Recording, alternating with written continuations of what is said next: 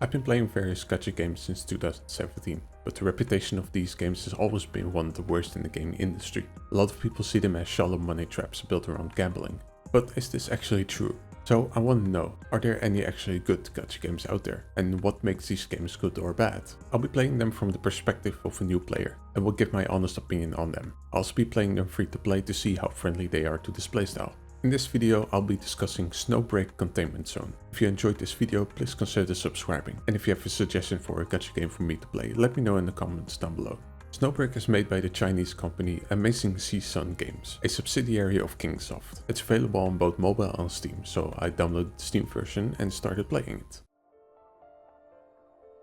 The opening cutscene has us waking up from a simulator by a girl named Acacia. She immediately kisses you upon opening your eyes. Another girl comes in and almost does the same thing. We go into the simulator one more time, and here's where you enter your name. After a loading screen, we have the introduction to the gameplay. Snowbreak Containment Zone is a third-person shooter, and we start as not the guy you saw in the starting cutscene that went into the simulator, but as Live Besla. WASD to move and left mouse click to shoot. Spacebar is to dodge, you run with shift and left controls to jump. There's an intense snowstorm forming in the land of because of nitrogen contamination, with a tree in the center of it. After making our way through enemies, we get to the tree with Titan Ymir as a boss battle. The boss battle is fine, you dodge some projectiles and some ads spawn in. It's not a hard fight. The shooting is responsive, but when using Life's ultimate ability, it's the least engaging experience. You just press the key for it and you move around. You don't do anything else. I will say that the song for the boss was pretty good. Unfortunately, it's really the only track that stood out to me. After defeating the boss, we wake up from the simulator, which is used for training for the real mission. We are the adjutant of the Yggdrasil Enterprises and commanding officer of the Heimdall Force. Here we meet the girls from the first cutscene and gameplay, Life, Fanny and Acacia. There are a lot of intimate moments between you, the main character, and the girls, which make me question what the relationship is between them. Snowbreak is labeled as an ML, or Master Love Game. This term is used for a self-insert romance story where the romantic interest is deeply devoted to you, the main character. Well, it's not my thing, it can be done well. Snowbreak on the other hand grabbed this concept and cranked it up to 100. In past live streams, the devs of Sea Sun put together certain guidelines they will abide by, like that any and all romance in the game must include the main character, not even hints of flirting between the girls, and that the story will not have any other male characters. This was put into place after like the third cosplayer drama.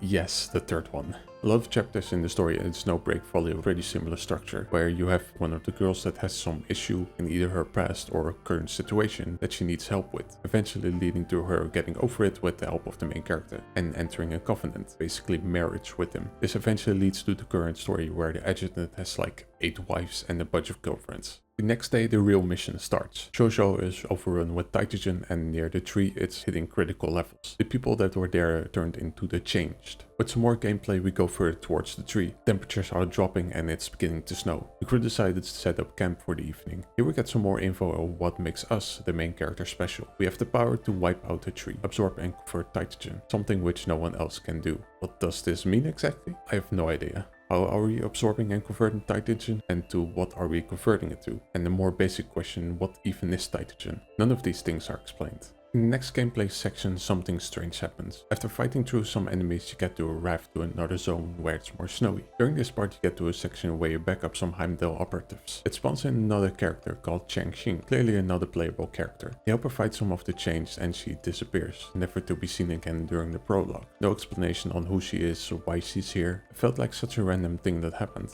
The snowstorm has turned into a blizzard. Snow as high as your knees with a deafening wind. With this weather it's basically impossible to do anything. But the team decides to set up camp once again. They pulled out some heating rods and made an igloo. Even if they are super strong or whatever, how do you even accomplish this? The description before it sets the scene up as them walking in an ice cold blizzard, barely hanging on, but then they aren't and set up camp. It makes no sense. The next day while the blizzard is still going, they prepare themselves for battle, going out to fight the tree. The cutscene explains how they make their way up, and after a loading screen you're immediately at the boss battle. There was no build up with gameplay, just a description on what happened in the cutscene. It was really jarring to be put into the arena immediately.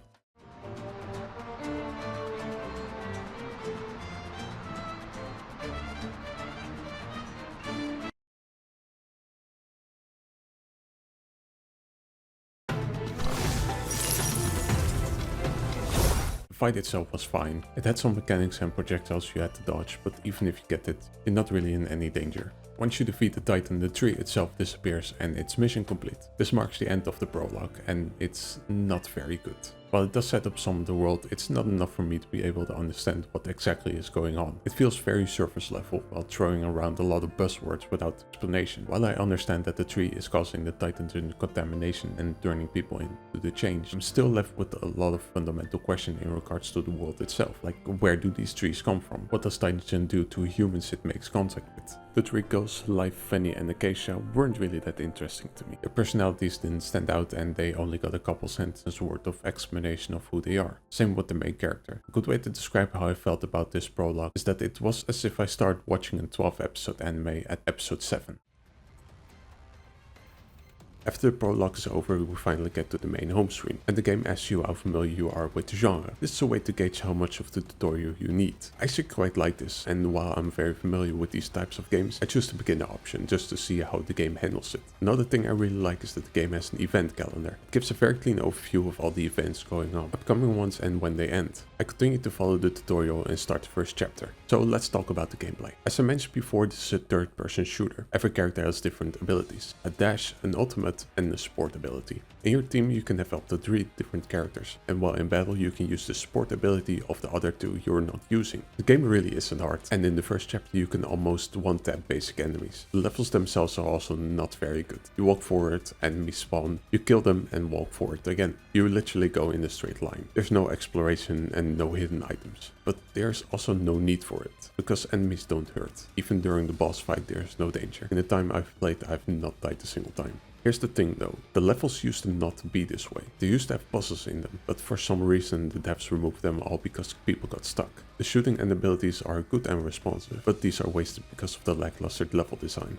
The main character in the story is unique and essential for defeating Titan in the trees, but there's a giant disconnect between the story and gameplay, during which you never see him, he doesn't help the girls or do anything. The characters can be obtained from the gacha, and while I've seen people say that the game is generally free-to-play friendly, I don't think the gacha is very good. There's one permanent banner that only has 5 orange tier or SSR characters, and new ones all have their own separate ones split into 2 banners. One where that character is the only orange tier you can get, and one with the other 5 included. The difference in them is the pity system, where it's either 100% after 100 pulls or 50% after 80 pulls, which is on the lower side of any of the pity systems I've seen and carries over between events, but you're almost guaranteed to hit it, because the banners have incredibly low drop rates, even for gacha game standards. Permanent and the event banner with all the characters sit at 0.7%, while the banner with only the event character is 0.1%. I also feel that the amount of orange tier characters you can get from all the banner is weirdly super low for an almost 3-year-old game. With the gacha there's also the ones for weapons they use, having a similar system as with girls, but honestly the only reason to pull on these is if you have tickets for them, otherwise it's never really worth it. The girls themselves can be leveled up and upgraded in multiple ways. The previously mentioned weapons give stats and increases in abilities, logistics are separate equipable items, manifestation is where you use the crystals you get from duplicate characters, and neuronics is just another way to increase stats. This is honestly all fine, it's just your standard upgrade system. I continue on with the main story, and in this first chapter we meet the mysterious girl that appeared in the prologue, Chengxing. I would explain what's happening in the story, but the further I got into it, the more confusing it got. It mentions names of characters and places I don't know, terminology I'm not familiar with, and flashbacks to previous moments I've never seen before. The further I got into it, the less I cared about it because I didn't know what was going on, why I was doing the things that I was, or who any of the characters are. The main story makes Titan and the trees a very big threat, but it never explains why it is one and why I should be scared of it. But why is this the case? Why is the start of the main story so confusing? It took a bit for me to notice, but it's because the game doesn't start you from the beginning. After the prologue, it starts you out at chapter 14, part 2, and there's no way to go back to chapter 1. There is a legacy tab that unlocks once you finish chapter 15, part 2. That is 5 chapters you have to complete before you can go back to the beginning of the story. I hope I don't have to tell you how stupid this is. And this isn't even the worst of it. On March 2nd this year there was a sudden announcement for a server maintenance, with end date being told separately. This wasn't your standard maintenance of 24 hours. This didn't take a week, no, this maintenance took 2 full months. From March 2nd until May 8th you were unable to play Snowbreak. For such a sudden and long maintenance time, it must have been something pretty bad. So what happened? To answer this question we have to go back to 2024. Snowbreak is coming up to its first anniversary, and as the game became much more erotic and sexualized than it first started out. That's until around April, when the Chinese government cracked down on it. Players that were under 18 years old were progressively more restricted from playing Snowbreak, eventually being unable to log in by the end of May. Then later in August this became a major controversy, to where dozens of skins and character designs were either changed or removed. This change would go out on August 30th, with a statement from the PR team of CSUN telling players not to worry and that they will try to minimize the impact on players' experience. This all sounds like generic PR talk, but in the months leading up to this incident, players discovered a workaround inside the game files, where you only had to change one value from 0 to 1 and many of the assets that were censored came back. And when later in October another wave of censorship occurred, this method stayed. There's some evidence to suggest that the devs of Snowbreak purposefully left this very easy workaround in, so they could bypass regulation. There are some leaked screenshots floating around of them allegedly telling others to spread this information around, as well as telling sponsored content creators to use this method when promoting the game. Now back to the current year. Snowbreak was already under a watchful eye, and in February they decided to have a collaboration campaign with China Post. This isn't all that unusual, since games like Genshin Impact and Love in Deep Space also had collabs with them, releasing gift boxes and themed postcards and stamps. Difference here is that Snowbreak was already known as a very erotic game, but was more underground. By having this collab, Snowbreak came into the public eye, and China Post received massive backlash from the public. This caused a cascading effect. China Post cancelled the collab, and this situation was reported by the news station Shanghai Dragon TV. More people saw what kind of game Snowbreak is. Various groups and critics jumped onto this as well, and complained about the erotic nature and the objectification of women. And a few days later, on March 2nd, Snowbreak went into indefinite maintenance. So those 2 months have passed. What does the game look like now? It's a shell of its former self. I've played some gacha games right after their release, and while Snowbreak is already on its 3rd anniversary, it felt exactly the same way. There are no interactions with the characters, you can't rotate or get a closer look, and while they do have dialogue when you interact with them, these lines aren't voiced. The skins for some characters got either heavily censored with terrible texture quality or straight up removed. They removed and altered skins that people paid actual money for. There are other little things too, like some scenes in the main story that are gone, with one pretty infamous one being removed.